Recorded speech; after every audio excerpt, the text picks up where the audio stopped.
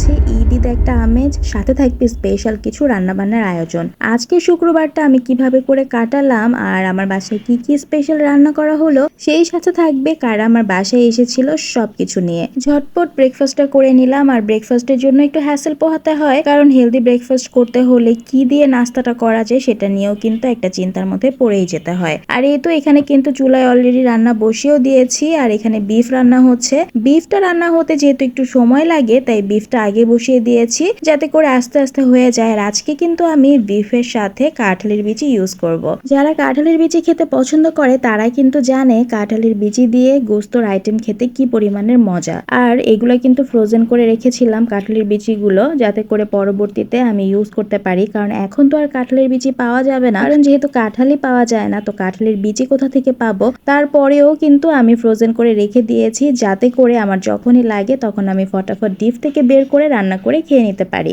আর এই যে দেখতেই পাচ্ছেন আমি কিন্তু এর মধ্যে কাঁঠালের বিচি দিয়েও দিয়েছি। গোস্ত আর কাঁঠালের বিচি ভালো মতো মশলার সাথে আমি কষিয়ে নিব, যাতে করে কাঁঠালের বিচিটাও খেতে ভীষণ মজা লাগে। তো মশলার সাথে ভালো মতো করে কষিয়ে তারপর পরিমাণ মতো পানি দিয়ে দিব, যাতে করে বিফটাও সেদ্ধ হয়ে যায়, তার সাথে কাঁঠালের বিচিও সেদ্ধ হয়ে যায়। আর আজকে আমি কোনো ধরনের আলু ইউজ করব না বিফে, কারণ আমি চিকেনে আলু ইউজ করব। এর জন্য চাচ্ছিলাম যে বিফটা একটু ভুনা ভুনা করে রান্না করি। আর ফ্রাইডে মানেই তো হচ্ছে যে সবার ঘরে স্পেশাল কিছু রান্না করা হবে, কম বেশি যে যেরকমই পারে সেরকমই কিন্তু রান্নাটা করার জন্য প্রস্তুতি নিয়ে নেয়। কারণ হচ্ছে শুক্রবার মানে আমি যে বললাম যে ঈদ একটা ভাইব থাকে। সো যেহেতু আমরা ঈদের সময় অনেক কিছু আয়োজন করি, সকালবেলা সবাই নামাজ পড়তে যায়, এসে খাওয়া দাওয়া করে। শুক্রবারের দিনও কিন্তু দেখেন সবাই কিন্তু কম বেশি জুমার নামাজটা পড়ে। ছেলেরা একদম ফিটফাট হয়ে ঈদের দিনের মতো সকালবেলা যেরকম নামাজ পড়তে যায়, শুক্রবারের দিনটাও কিন্তু তারা একদম পরিপাটি হয়েই নামাজটা পড়তে যায়। আর এসে কিন্তু তাদের সামনে যদি এরকম মজার মজার আইটেম রান্না করা থাকে, তাহলে কিন্তু তারা অনেকটাই খুশি হয়ে যায়, তাই না? আর এই তো দেখুন চিকেন রান্নাও কিন্তু হয়ে গেছে। আলু দিয়ে আমি চিকেন রান্না করেছি, আর সেই সাথে বিফ কিন্তু অলমোস্ট হয়ে গেছে। তো আমি উপর দিয়ে গোটা কাঁচামরিচ দিয়ে দিয়েছি। এখন খানিকক্ষণ রেখে পরে আমি টালা জিরা গুঁড়া দিয়ে নামিয়ে ফেলবো। আর এখানে চিকেনও প্রায় হয়ে গেছে। আমি আলু দিয়ে চিকেনটা রান্না করেছি, একটু ঝোল ঝোল করে রান্না করেছি, কারণ আজকে চিকেন আর বিফ খাওয়া হবে পোলাওর সাথে। আর পোলাওর সাথে কিন্তু একটু ঝোল ঝোল হলে আলু দিয়ে চিকেনটা খেতে ভীষণ মজা লাগে। কি বলেন আপনারা? চালটা আমি ভালো করে ভেজে নিয়েছি, যাতে করে পোলাওটা কিন্তু ঝরঝরা হয়। আর পানির পরিমাপটা যদি একটু বুঝে দেওয়া যায়, তাহলে কিন্তু পোলাও রান্না করা একদম ইজি। যখনই পোলাও রান্না করি তখনই মনে হয় কি জান বাচ্চা যখন ঘুম থেকে উঠবে, ও দেখে অনেক খুশি হয়ে যাবে। আর ও দৌড়ে কিচেনে চলে আসবে, উঠেই যে মা তুমি কি রান্না করছো, অনেক সুন্দর স্মেল বের হয়েছে। শুক্রবারের দিন যখন এরকম করে আয়োজন করি তখন ছোটবেলার কথা মনে পড়ে, কারণ আমরাও কিন্তু এমনটাই করতাম, তাই না? আমরা বৃহস্পতিবারেই কিন্তু চিন্তা করতাম কালকে ফ্রাইডে, স্কুল বন্ধ থাকবে, কত মজা, অনেকক্ষণ ঘুমাবো।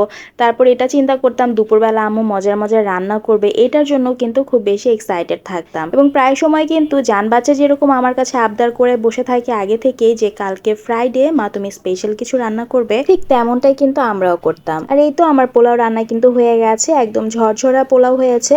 আর এই তো টেবিলটাও গুছিয়ে নিচ্ছি। এখানে চিকেন আছে, তার সাথে কিন্তু একদম ঝরঝরা কম তেলে পোলাও রান্না করা হয়েছে, যেটা ভীষণ মজা হয়েছে। আর তার সাথে আছে কাঁঠালের বিচি দিয়ে মজাদার বিফ। আজকে যখন আমি শ্যুটটা করছিলাম ডাইনিং টেবিলে গুছানোর সময়, তখন আমার মনে পড়ে গেল যখন আমি প্রথম প্রথম ব্লগ স্টার্ট করেছিলাম, তখন প্রায় সময় কিন্তু এভাবে করেই টেবিলটা সাজাতাম আর ভিডিও করে আপনাদের সাথে শেয়ার করতাম। কিন্তু অনেক দিনই হয়েছে ডাইনিং টেবিলের আর এই সৌন্দর্যটা আপনাদের সাথে তুলে ধরা হয় না, তাই আজকে ভাবলাম যেহেতু টেবিলটা গুছানো হয়ে গেছে, একটু ভিডিও ফুটেজ নিয়ে আপনাদের সাথে শেয়ার করি। টেবিল গুছানো হয়ে গেছে, তারপরে কিন্তু জান বাচ্চার আমি শাওয়ার নিয়ে নিয়েছি।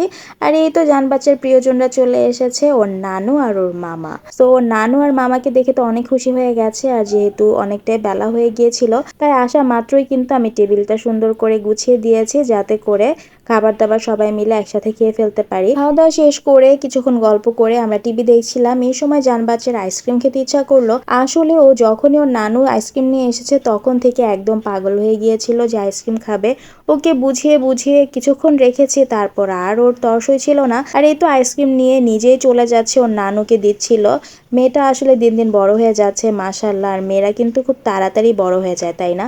আর এই তো আমার দুই মা মিলে তাদের আইসক্রিমটা এনজয় করছে, আর সেই সাথে টিভি দেখছিল। শুধু তো আইসক্রিম খেলে হবে না, বিকালে নাস্তার অ্যারেঞ্জমেন্ট করতে হবে। তো জান্নাতের বাবা এখানে কিন্তু সবার জন্য চটপটি সার্ভ করছিল, চটপটি নিয়ে এসেছে বাহির থেকে। আর আমাদের বাসায় কেউ আসলেই কিন্তু সবাই চটপটি খাওয়ার বায়নাটাই করে, কারণ আমাদের এখানে কিন্তু মজার চটপটি পাওয়া যায়। সো এখান থেকে চটপটি নিয়ে আসে সবসময় জান্নাতের বাবা। আর আমার কিন্তু দই ফুচকার অনেক ক্রেভিংস উঠেছিল, তাই আমি জান্নাতের বাবাকে বলেছিলাম তুমি আমার জন্য এক্সট্রা ফুচকা নিয়ে আসবে, পাশে টক দই আছে আমি দিয়ে মজা করে খাবো। তো এই তো আমার প্লেট রেডি আছে ফুচকার। তো এখন দই ফুচকাটা অনেক মজা করে খাবো। তো আমরা সবাই মিলে কিন্তু আমাদের এই শুক্রবারটা খুব ভালো মতো কাটিয়েছি আলহামদুলিল্লাহ। ভালো থাকবেন সবাই, আল্লাহ হাফেজ।